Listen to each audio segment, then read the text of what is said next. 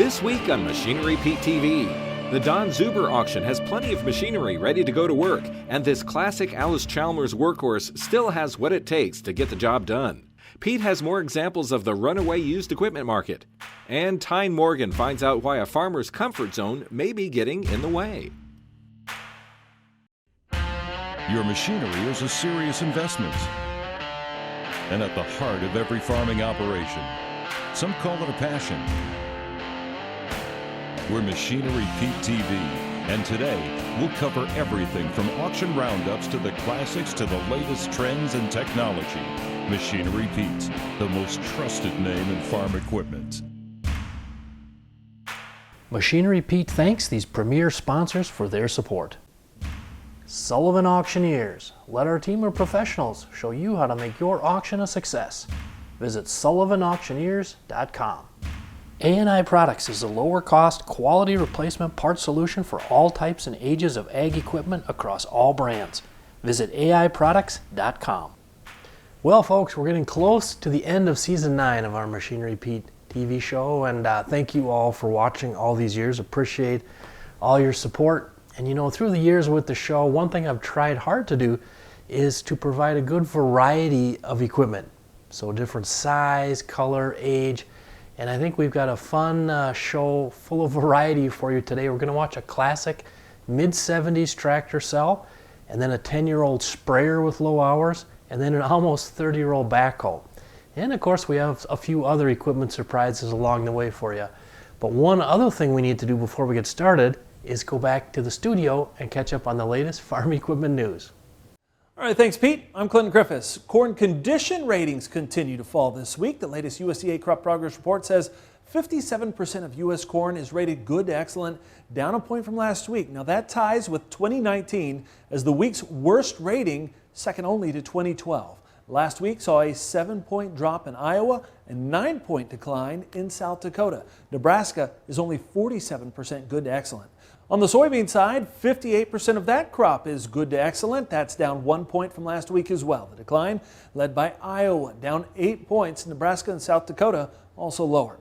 The Kansas City Fed reports that conditions in the farming area it covers remained solid in the second quarter. It says following rapid gains in farm real estate values over the past few quarters. Now, it saw valuations moderate in the second quarter as farm income remained stronger than a year ago, but it says an increase in farm loan rates, drought, higher input costs, and that pullback in commodity prices likely contributed to a slightly less optimistic outlook about the farm economy in the second quarter.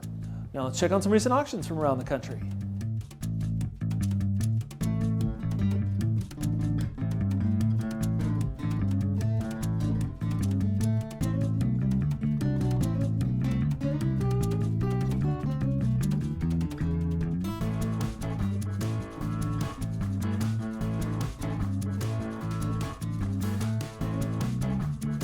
That's it for news. Now back to our host, Machinery Pete. Hey, stay tuned, folks. Coming up, we're going to zero in on used sprayer values and watch Don Zuber's 2012 Apache AS720 with 1,132 hours sell.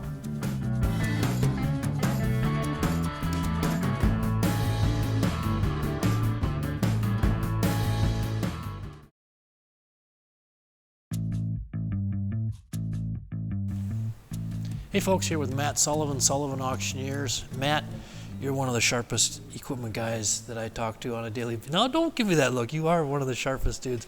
Now sprayers, this is a nice rig. This is 10 years old. It's a 12 model. Yep. What's the backstory on this with Don, the owner? Yep, Don bought it 1 year old. He's used it here on his farm, small acreage. It's a nice sprayer. Okay, 1,100 and some hours on it? Yep. Okay. Now, Matt, I'm going to take you back in time. You personally used to work at the dealership, Martin Yep. Sullivan. Yep. That was back like 08 to 15? Yep, correct. Okay, so you saw a very hot period there when you were starting out, and then it cooled off. Yeah. So used sprayers back 14, 15, that was a different story versus right now, isn't it? Totally different story. Yeah, I mean, you almost couldn't, It was exaggeration, you couldn't give them away, and No. now you can't get them. Right. Just total opposite. Yeah, we've been seeing hard cash auction prices on sprayers like this just zoom higher. Absolutely. What have you been seeing end of 21 for? The same. We sold an Apache on our consignment sale for, I think, the highest I think it was a record. I mean, the highest that Yep. you know that had been sold. It was a really nice sprayer, but same old deal when you're trying to make money. This is how you make money on your farm. Right. So availability is just driving the bus right now, isn't it? Driving the bus right now. You know, I tell people only 4 times in my 32 years have I ever come out like I really advise a farmer to do something. Yep. And one of the third time I ever did it was early in 21. I said, if whatever you need, new or used, just get it, because you could kind of see what was happening. Now, you guys, Sullivan Auctioneers, I mean, how many auctions did you have in 2021? 350. So 350 auctions, despite that huge volume, still it's about availability. Yep, it is, and you know, equipment's going farther and farther. I mean, trucking is just less of an issue. You know, there's companies out there that you know are trusting, and you can make a phone call or two, and it shows up at your door. If we turn to the backhoe here, nice rig, a 96 Ford, what is it, an F575E, just over 4,000 hours? Yep. You know, a 25-year-old backhoe like this with those hours, could be a lot of interest in this thing, man. It could be. It's an extended hoe, and it's a 4-wheel drive, and that's about all you need, a full cab. But it's a nice size. Yep. Yeah. Have you noticed this type of a backhoe, a rig, the last couple years, would you say has been going up in value? Yes. You know, like everything else, the new ones keep going up. A good quality farmer backhoe is hard to find, and you know, like you said, you can bid on it, and if you win it, you pay for it, you take it home, it's in your shed, you can use it the next day. Yeah, hard to find a 25-year-old 4,000 hours for second owner like this. They don't show up every day, do they? No, that's correct. Hard to find. I'm just curious, you know, you guys have gone online only now, but a farm auction like this, you know, sometimes I wonder if people assume like, oh, you just take a few pictures, but as I look around, I mean, there's tons of stuff here. How many times have you been down here? I would say this is probably at least my 4th trip, and the auction's not over yet. So right. We get it a lot. You know, everybody thinks online only, it's easy. You know, that's why you went to it. You know, it's easy. You guys don't have to you don't have all the work, and it's honestly the total opposite. Right. You know, you still have to wash it, you still clean it, you still have to catalog it and take all your pictures, but you take more pictures, you take some videos, and then like you said, all the small items. Right. When the farmer's retiring, that's still a huge part of the you know, of the puzzle. We cover all types of machinery with prices at machinerypete.com, but I'm not getting down to the pallet level so much. But as I look at your guys' sales, Matt, it looks like the smaller items, I mean, you tell me if I'm wrong here, but sale price wise, they've lifted as much or more maybe as the big stuff. For sure. The Tire Grabber is designed with your safety in mind, supporting your heavy lifting jobs with a heavy-duty jack and tire handler duo. For farmers working to lift, change, and repair tires on their home farms, check out the Tire Grabber at thetiregrabber.com. What's that piece of equipment worth? Check out Machinery Pete's auction prices for the answer. Free to view, updated daily, all types of equipment. Go to machinerypete.com and click on the auction tab, then auction price data.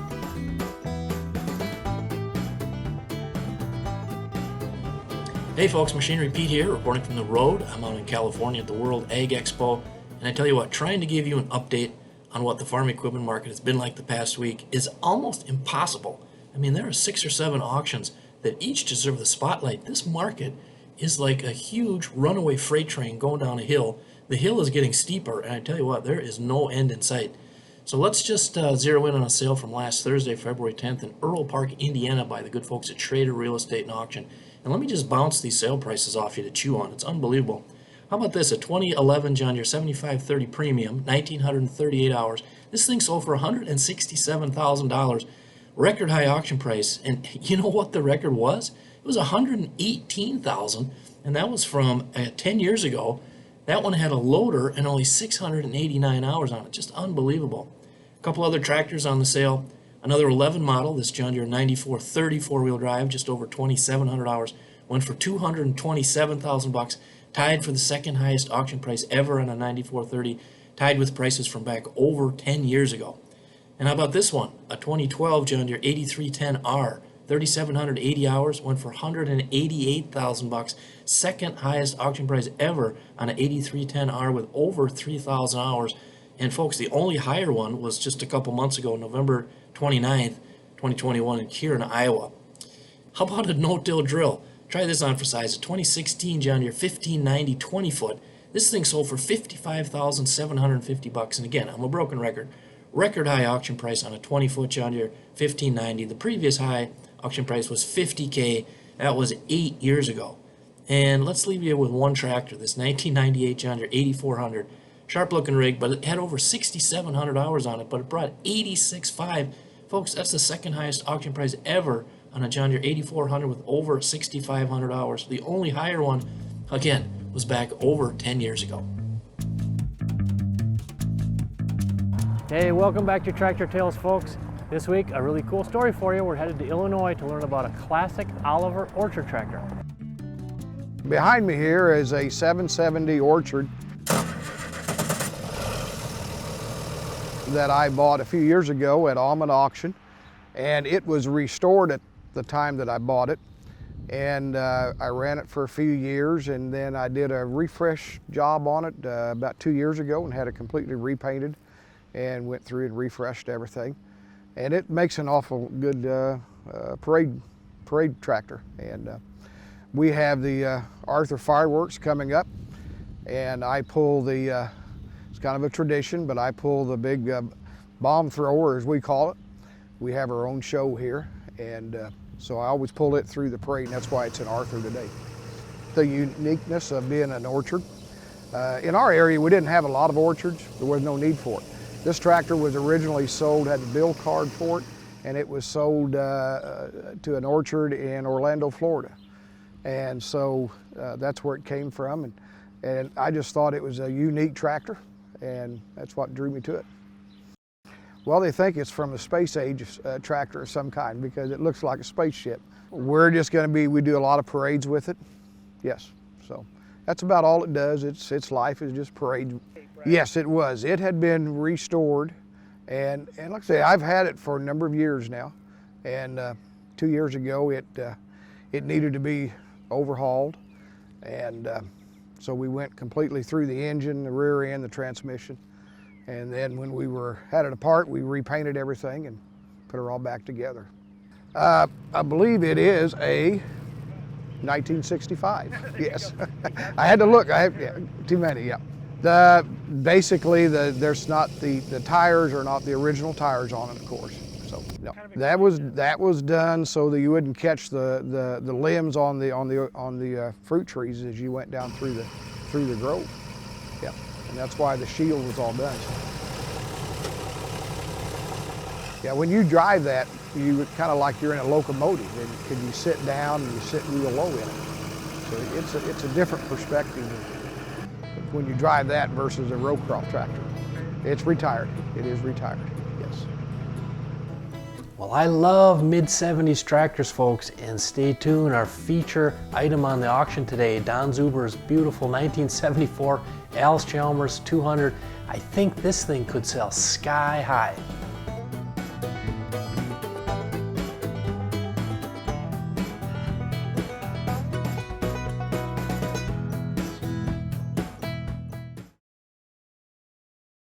Got equipment to sell privately but tired of scams and hassles? Visit MachineryPete.com and click Sell Mine. MachineryPete.com, the simple and secure way to buy and sell equipment online. Okay, folks, this is what you've been waiting for. Our feature item on the show today, beautiful orange paint, the 74 Allis 200. I'm here with owner Don Zuber. And Don, now you didn't buy this new. You bought it maybe 11 years ago, yes. Okay. Did you buy it from a farmer or a dealer? Or? No, I bought it from the local dealer. Okay. Who was that again? Leon Johnson at Herschel Johnson's in Albion, Illinois. Okay. And you had been running Allis tractors kind of your whole career on the farm here? Right. And you needed one more. I guess, yes. And boy, it's beautiful. I was just noticing the online bid here as we record this. We're how many days out before the sale? We're like 3-4 days out, and this thing's already getting pretty high.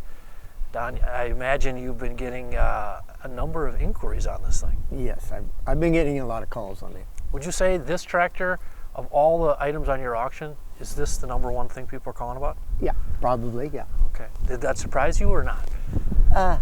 Not really. It's got that nice bright, it was painted just before I bought it, and Okay. It kind of stands out, and Yeah. it's not maybe really an antique, but it's at that stage where there's a lot of old royalists out there for the Alice Chalmers brand that are. That makes me feel old when we talk about mid-70s tractors being antiques, doesn't it? But Well, I know what yeah, you're talking about. You're not the only one. Yeah, it's and you have a lot of happy memories running Alice Chalmers tractors over the years.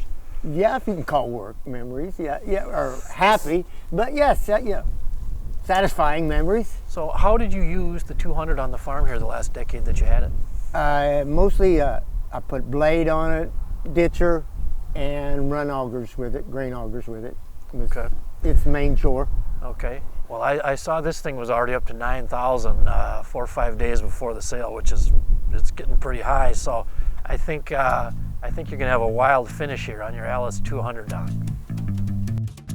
From harvesting data to collecting ROI on ag tech investments, the biggest challenge in getting more farmers to adopt technology may be getting them out of their comfort zone. Ty and Morgan has the story. For the Elsinger brothers, technology continues to take shape on their Ohio farm.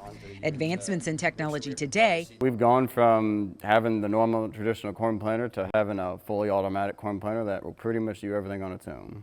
And tomorrow. It's mind-blowing. The Elsingers not only farm, but also sell ag tech. And even they say some technology takes time to adopt and then adapt. It was a learning curve, but we're very comfortable using technology today. Benefits from savings on seed costs to placing fertilizer exactly where it needs to be. Technology has absolutely helped us with our yield maps. We can create a better picture of what fertilizers need to go where. We can use less fertilizer, less seed. These farmers are of the millennial generation and ones that see technology as a tool. As always, you're reluctant to try something new, but as you try it, you will learn more and more on how the benefits will be better in the end for everybody. The Elsingers say as they work with the older farmers in their area, comfort level is often the biggest barrier in trying something new. The older generation might be scared of the technology, as the younger generation is more apt to take it and try to run with it. Exploring various generations' comfort level with ag tech today is something Kansas State University's Terry Griffin has spent a lot of time doing. We've been evaluating how farm operators of different generations behave with respect to commodity combinations, number of acres, and use of technology. While it may seem obvious the younger generations are more willing to try ag tech, he says there are trends within the younger age groups he also tracks. One of the things that we have noticed between generations is that we have a few farm operators in Kansas who are of the Generation Z. He says Gen Z ranges in age from 6 to 24 years old today. And for those Gen Z farm operators, technology is often a one-take wonder. People in society of that generation have expectations that technology will work immediately. It's been said that for baby boomers and Gen X that technology has to be as simple as 1, 2, 3. Well, those same sociologists would argue that for Gen Z it has to be as easy as 1. If it doesn't work the first time, you do not get a second or third chance to make it work. Griffin says as ag tech companies unveil new technologies, it's a trend they have to cater to. We can no longer push beta products out to the market. It must be fully functioning, plug and play, seamless, and to the most part, work behind the scenes such that there's no requirement for human interaction. Well, folks, thanks for joining us today in Dundas, Illinois for the online farm retirement auction for Don Zuber. And how about Don's 1974 Alice Chalmers 200?